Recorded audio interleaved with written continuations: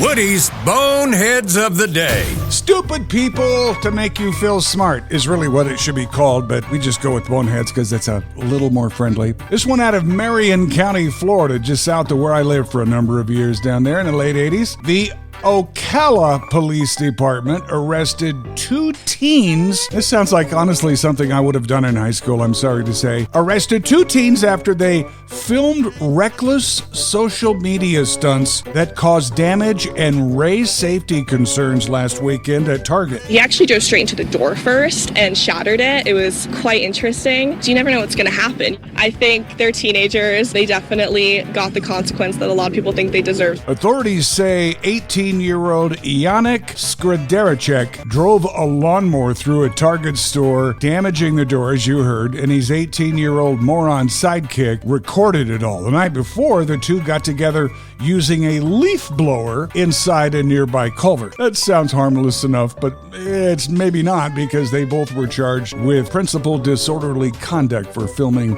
the Target incident. Here's a weird one out of kind of a weird city, Portland, Oregon. A Delta flight took to the skies from Atlanta with 153 customers in tow. However, they landed with one more than they took off. It was pretty wild just to see it all happen. So I actually didn't realize what was going on at first. And then somehow my seatmate found out that there was being a baby born. I've given birth, and I've given birth naturally, so I know it is not a comfortable situation. And she wasn't yelling or screaming or anything. Port of Portland officials said both mom and baby are stable and in good condition. Got them into the hospital right away upon landing. And finally this morning, police down in Homestead, Florida, responded to a viral video that appears to show one of its own police officers racing a civilian in a souped-up hot rod. The clip shows the marked police car stopped at a traffic light next to a red sports car. I'm not sure. Might have been a Viper, might have been an old vet. The driver, who recorded the video with a rear-mounted camera, claims the officer suggested they race before speeding off. And oh, by the way, the officer left him in the dirt. Well, the tax deadline's obviously come and gone.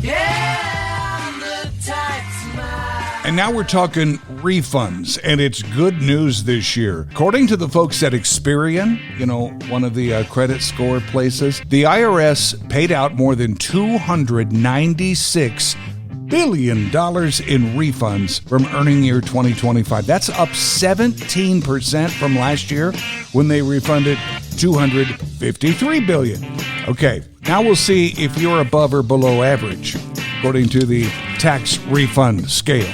Average refund for an American this year was $3,275. 4.4 million more people got refunds this year than last. I mean, that's a lot of extra refund money. Now, as we take a further deep dive from Experian, what are people going to do with it? Good question. A third of them say they're going to drop the money right back into their savings account, where they can make 0.0025% interest.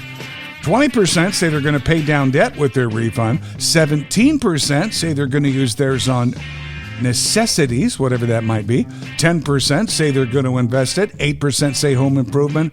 And 6% say they're going to splurge. Shopping spree, maybe fancy skincare, a new TV, luxurious night out on the town.